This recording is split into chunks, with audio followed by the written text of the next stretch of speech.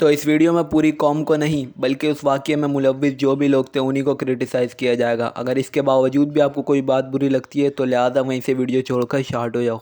तो क्या हाल है, my name is Waqar Khan and you are watching Waqar 2.0। तो यार ये मेरा सेकंड चैनल है, पिछला चैनल बैन हो चुका है। तो अगर ये वीडियो अच्छी लगे यार तो लाइक और सब्सक्राइब कर देना, और इससे पहले भी एक वीडियो अपलोड करिए यार, तो लिंक डिस्क्रिप्शन में जाके देख लेना। तो ये जो प्रोटेस्ट अभी सोराबगोड में हो रहा है, ये मसला असल में हैदराबाद से शुरू हुआ। तो हैदराबाद में एक होटल है जिसका नाम सलातीन है। वहाँ पर सिंधी कौम के कुछ नस्ल परस्त गुंडे खाना पीना करके बगैर पैसे दिए चले जाते थे, जिस पर होटल के मालिक शाह सवार ने इनको रोकने की कोशिश की। जब वो नहीं माने तो झगड़ा फसाद हुआ, जिसमें गुंडागर्दी करने वाले में से एक बिलाल काका नामी शख्स हलाक हुआ। जिसके बाद पठान ताजिरों के खिलाफ नफरत अंगेज मुहिम चलाई जा रही है। एक इत्तला के मुताबिक तो 200 से ज्यादा होटल को बंद करवा दिया गया, जो आपकी अपनी स्क्रीन पर तो अभी देख ही रहे होंगे। तो इस प्रोटेस्ट के बाद से तो सिंध की पुलिस भी काफी एक्टिव हो चुकी है। आप देख सकते हैं अपनी वीडियो में कि किस तरीके से वो प्रोटेस्ट करने वाले बंदे को मारा जा रहा है, मतलब उन्हें अपना हक मांगने से रोका जा रहा है। जिस कौम को आप लोग लाचार समझ रहे हैं उसकी पावर भी मैं आपको अभी दिखाता हूँ। पर इससे पहले पीटीएम मतलब पश्तून तहफ़्फ़ुज़ मूवमेंट के रहनुमा मंजूर पश्तीन का बयान सुन लेते हैं। बिलाल काका नामी एक नौजवान के कत्ल के वाक़े के बाद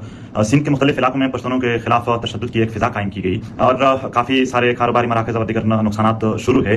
बिलाल काका के वाक़या अदालत के जरिए कानून और आईन के तहत आसानी से हल किया जा सकता है। इसको पूरे कम्युनिटी के साथ जोड़ना और फिर उस कम्युनिटी के खिलाफ तशद्दुद करना इंसाफ नहीं है। सिंधी एक महकूम कौम है, पश्तून भी एक महकूम कौम है। दोनों कौमों का आपस में लड़ना दोनों के मफाद में नहीं है और इन दोनों के नुकसान में है, बल्कि दोनों कौमों के दुश्मन को इससे फायदा है, दोनों कौमों को इससे कोई फायदा नहीं है। इसलिए हम तो यार उनके बयान को तो मैंने आपको अभी फुल स्पीड में दिखा दिया, पर क्योंकि इससे वीडियो लंबी हो जाएगी तो उस वीडियो का लिंक डिस्क्रिप्शन में अगर आपको देखना हो तो वहाँ जाकर आप देख सकते हैं। तो फिर भी मैं आपको समझाता चलूँ कि मंजूर पश्तीन ने अपने बयान में क्या समझाया। उन्होंने समझाया कि यार हमें इसको भाईचारे से सॉल्व करना चाहिए, इसको दो कौमों का मसला नहीं बनाना चाहिए। तो अब मैं आपको इस सूबे में उनकी पावर दिखाऊंगा। तो जिस साजिश के तहत पठानों को सिंध से निकाला जा रहा है, तो मैं आपको याद दिलाता चलूँ कि सिंध में पठानों की तादाद 60 लाख से भी ज़्यादा है और इनके कारोबार भी यहाँ पर है। अब 60 लाख कोई छोटी तादाद नहीं होती, बहुत ज़्यादा तादाद होती है। पठानों का इस बात पर ज़्यादा रिएक्शन ना देना इस बात की अलामत है कि हम बुज़दिल नहीं बल्कि पुरअमन लोग हैं और अमन चाहते हैं। अगर इसके बावजूद भी आप उनकी फैमिली से और उनके कारोबार को नुकसान पहुँचाएं तो इसका अंजाम क्या हो सकता है आप सोच भी नहीं सकते, और इसका नुकसान आपकी आने वाली नस्लों को भी होगा।